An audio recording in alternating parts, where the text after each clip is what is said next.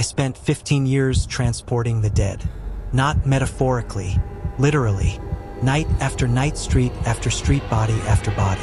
And in all that time, I believed something very simple. That death was final, predictable, quiet. I was wrong. What I'm about to tell you didn't just scare me. It ended my career. And even now, I'm not sure it ever really ended. My name is Adrian Velasco. For 15 years, I worked as a hearse driver in Seville, Spain, for a funeral home called San Miguel. It wasn't a job people envied, but it was stable, structured, respectable. You follow procedures. You respect the body. You don't ask unnecessary questions. And most importantly, you don't let your imagination get involved. Over the years, I transported more than 2,000 bodies. Natural deaths, hospital cases, accidents. I had seen grief in every form imaginable. But never once did I see something I couldn't explain. Until November, the funeral home was an old building, 3 floors above ground. And beneath it, the basement garage. That's where I worked. At night, that place felt different. Not scary, just isolated.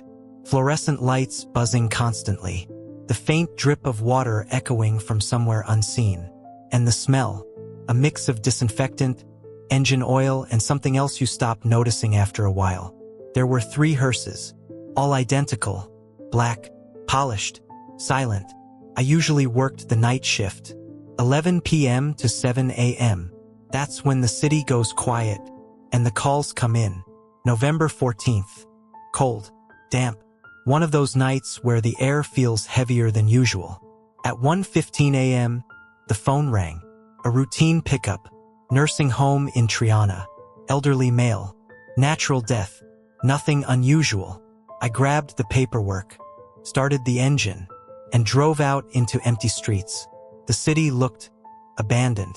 Streetlights flickering slightly. No traffic. No movement. Just me and the road ahead. I arrived around 1:50 a.m. The nurse was waiting for me. Her name was Carmen. I had seen her before. Professional. Calm.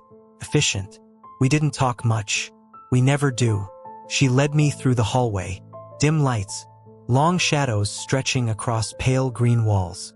That quiet, heavy silence you only feel in places where people are close to the end. Room 214. The man was lying on the bed, covered with a white sheet up to his chest. Hands resting neatly over his abdomen. Eyes closed. Peaceful.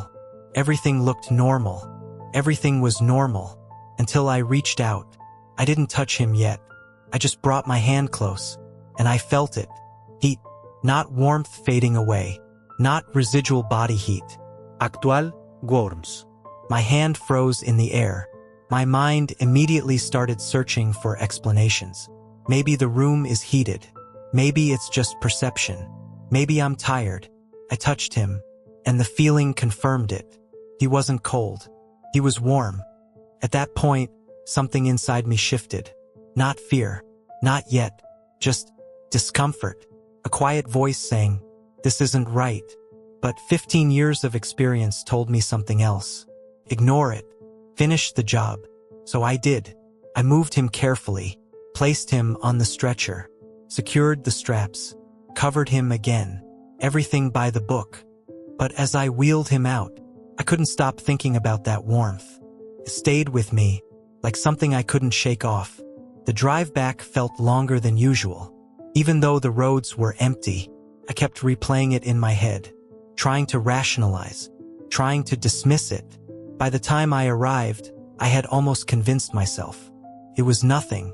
I took the body down to the refrigeration room, 4 degrees Celsius, cold enough to stop everything completely. I opened the chamber. Cold air hit my face instantly. I placed the stretcher next to slab number 4, removed the sheet, and that's when I saw it. His hands had moved. They were no longer on his abdomen. They were at his sides, perfectly straight. I stared at them, trying to understand. That doesn't just happen. Not like that. Not naturally. I questioned myself. Did I move them? Did I forget? But deep down, I knew I hadn't. Still, I finished the procedure. covered him again, logged the details, closed the chamber, and walked away. At 3:52 a.m., another call came in. Hospital case. This one was completely normal. No worms, no movement, no strange feeling. And for a moment, I felt relief. Maybe I had imagined everything. At 5:20 a.m., I went back to the chamber, opened the door, stepped inside, and everything changed.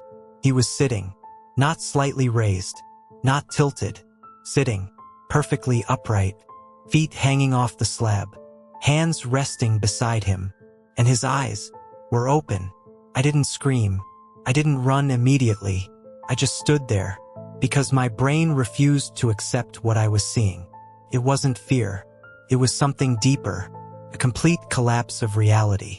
I spoke, barely. Sir, can you hear me? Nothing. No movement. No blinking. Just that stare. Unnatural. Empty. And yet, focused. That's when instinct took over. I stepped back. Then another. Turned. And left. Later, when we checked the cameras, we saw everything. At 3:17 a.m., he moved. Slowly. Deliberately. His hands slid to his sides. His torso lifted. Until he was sitting. Then, his eyes opened. And he stayed like that. For over an hour. Waiting. After I left the chamber, he lay back down. Closed his eyes. And then, he faded. Slowly. Like something dissolving. Until he was gone. We searched everywhere. Nothing. No body. No trace. Just an empty slab. And a perfectly folded sheet. I quit 1 week later. 15 years. Gone. Because of one night that refused to make sense. I used to believe death was the end. Now, I'm not sure it's even the beginning.